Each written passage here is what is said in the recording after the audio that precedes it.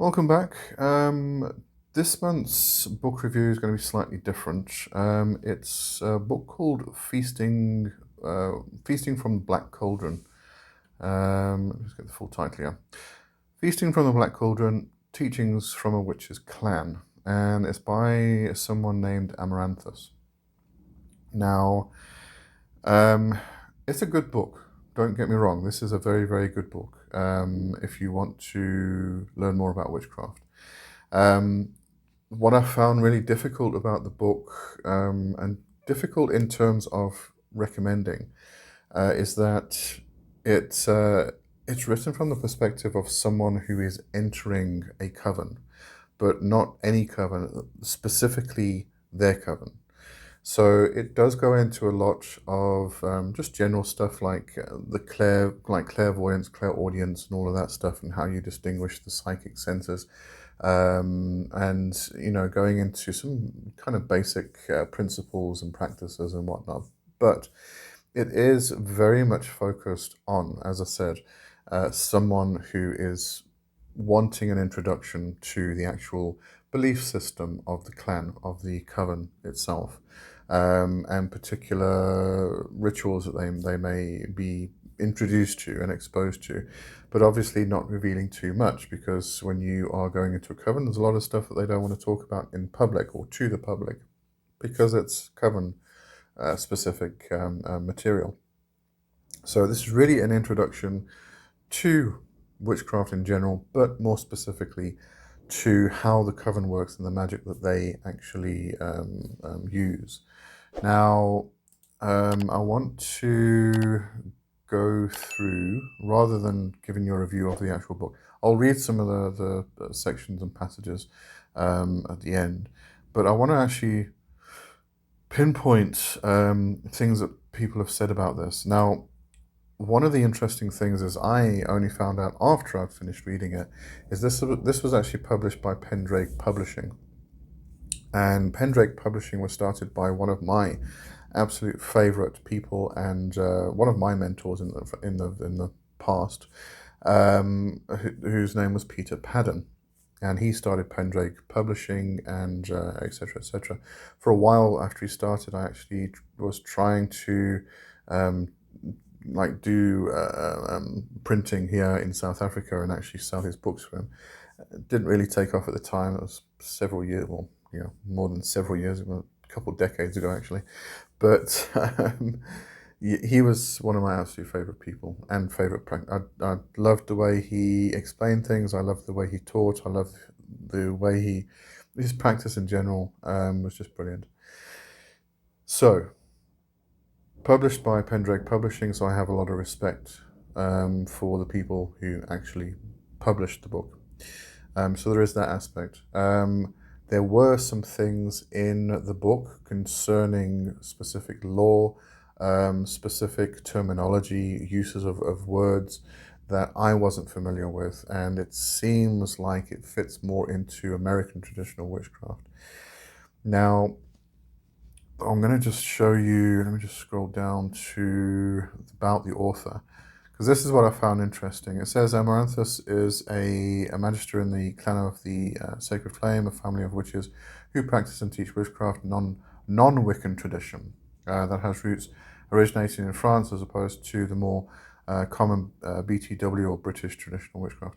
I found this part quite interesting, non-Wiccan tradition, because when you're going through the book, there's a definite lean towards dualism, which is very Wicca. Your masculine versus your feminine and everything else. It's extremely dual in that aspect. So I found that mention quite interesting, because I would actually disagree with that. Just continuing there. Amaranthus has written this book to reflect those teachings and techniques used in the training of their clan members, which is kind of what I said. It's very, very, very focused on someone who is entering the clan itself. The core of this training is highlighted within these pages. Excuse the thunder in the background. Thought it would be quite cool to record during thunder, I'm sure during a storm. The core of this training is highlighted within these pages as the reader will learn about the clan's fairy path of witchcraft, traditional tools used, and how to sanctify those working implements, etc., etc., etc. Okay, so that there, fairy path of witchcraft, and that, I'm guessing, is why this particular review was from Orion Foxwood, who is part of the fairy path. And great author, by the way. If you want to read his books, they are fantastic. So I'm going to actually read that. The other person you'll probably recognize is Matt Oram, who wrote I've forgotten the name of it now. Psychic Witch, I think. Could be. Just correct me if I'm wrong there. Can't remember. All right. So Orion Foxwood's review. Amaranthus has given the world a rare glimpse into the abiding spirit, primal presence, living legacy, and witchery of the old craft. The craft I know and love. In these days of repeated tables of correspondence, divinities and spirits spoken of as energies, archetypes, and symbols, feasting from the black cauldron harkens back to a time when witches were witches, when witches were born of the old blood, that, when awakened, gave unusual powers and skills that made us feared and revered, and most importantly, the familial bonds of clan and coven that extend beyond time, place, and lifetimes, that links us to the witches beyond the veil. I will recommend this book to my students and initiates. Now take a breath, open the book, and let the door of your soul open, and you may find the words you have sought to understand the witchery working through you. All right. I did do a review of Orion Foxwood's one book, The Flame in the Cauldron. So you want to go check that out. You get a bit more of a idea of who Foxwood is, and that particular book is from the perspective of traditional witchcraft. And as I said, I think this is leaning more towards American traditional witchcraft. I just want to have a look at the 1 and 2 star reviews to see if there's anything specific that we might want to have a look at. Oh, that's very nice. Piss off. Repackaging common magical practices as idiosyncratic differentiators. Historic pseudo-medieval prose. Pointless attempts to count all the ways in which this is totally not Wicca. To a certain degree, I actually agree with that. To a certain degree. Delighting any edgelord, it's bound to become a darling of the Tradcraft community, although there might not be enough blood and bones. Yeah. I can certainly see why somebody would say that. Okay. Let's see it. 2 star reviews. I had a really open mind about this book while reading it, and I did manage to finish it. However, it was honestly unsettling. I have heard of using menstrual blood, our urine impurification, but never so much fresh human blood in rituals. Advocating to feed blood to a pet is bizarre. There is no animal cruelty condoned in this book, though. The author made strange claims boldly, like, you would think when 2 witches get together, their power doubles, but it actually quadruples. Where is he getting that? He also has a pervasive tone of sexism, advocating for anointing the broom before ritual by inserting it into a woman of the coven. Yeah, I actually totally agree with this, to be honest. Maybe I'm too vanilla, but it was not for me. And then this one, respect to the author, but honestly, I found this a ragbag of a book, and some of the practices referenced seemed to me unwise. Honestly, I have to agree. All right, I'm going to just leave it there. The 5 stars reviews are obviously a lot better. 45 global ratings altogether. All right, so let's have a look at some of the content of the actual book. Here's the book itself. Let me see if I can get to... Right, here's just the table of contents, so you can have a look. But what was really good was the clan formulary. I have to say that was brilliant. If you just want um, recipes for incenses and different oils and stuff, that is brilliant. I would get the book just for that. Saving grace, I suppose. All right, let me just have a look what I have. Oh, this is a pet peeve of mine. I have to say. Yeah, it's also there. Forward. It's a four-word WORD, and quite often I've seen it before where people drop the E as well, so it's literally forward, as in moving forward, and it just drives me fucking nuts. It's just a simple thing. Get it right. All right, so that was just a pet peeve of mine. Let's move on. Um, that is definitely not what white thread initiation is. What did I? This is the white thread represents an adoption, for lack of a better term, into the covenant as an initiated member. That's very, very different to what I've always understood about white thread or silver thread initiation. That is initiation via the spirits themselves. Red thread initiation is person to person, physical initiations.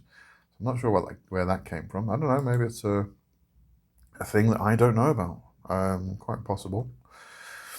All right, let's have a look. What else I had? I got a bit picky. I must admit. Um, what was this? This was about the blood stuff. Feeding bowls are used indoors to collect your blood. There is usually one bowl per spirit shrine or necromantic altar.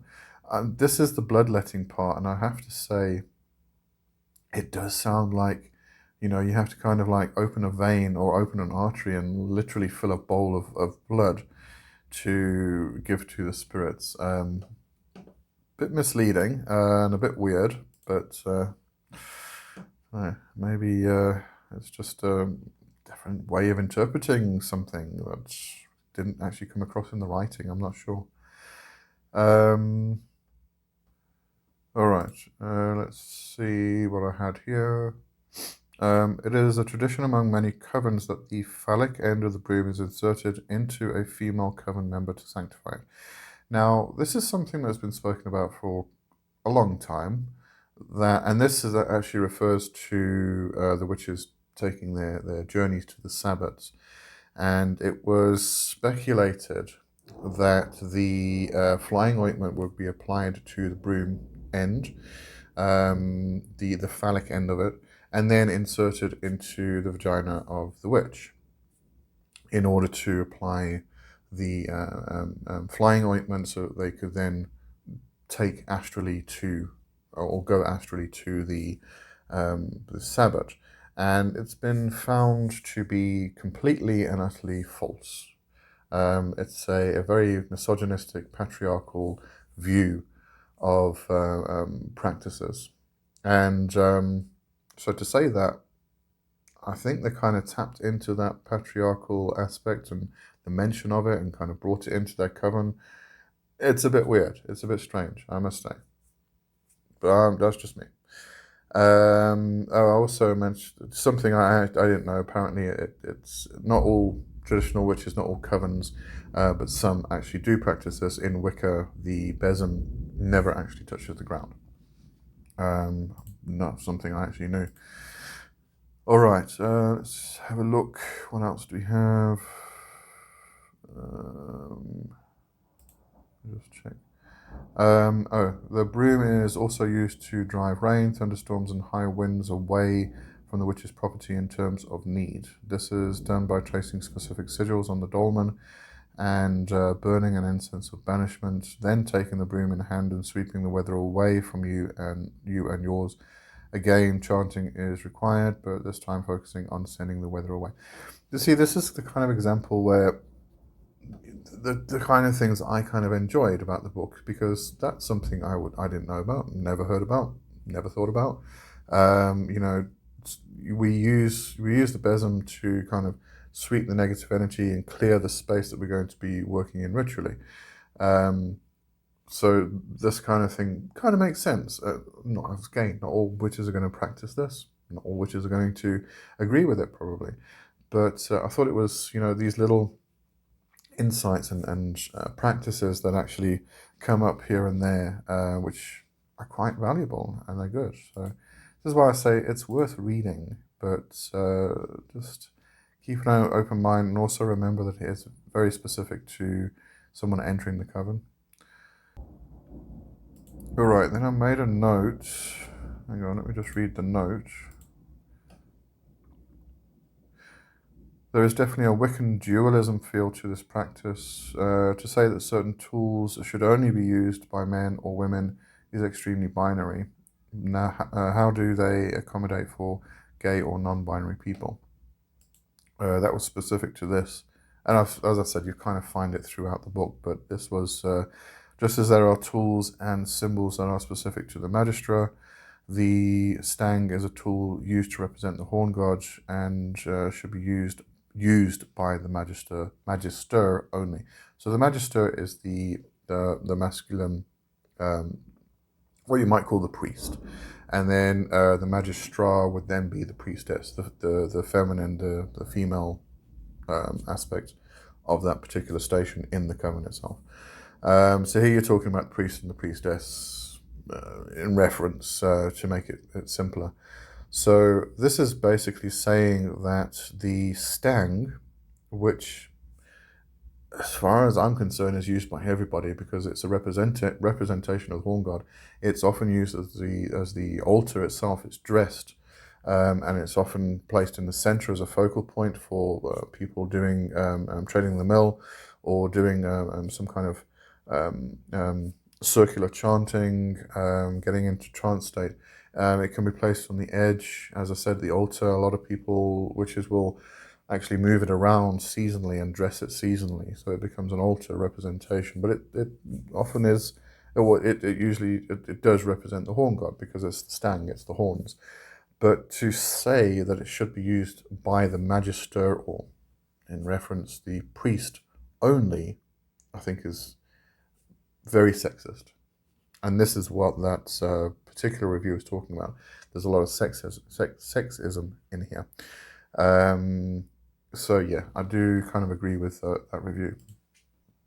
Okay, then what I want to do just quickly is to show you that formulary.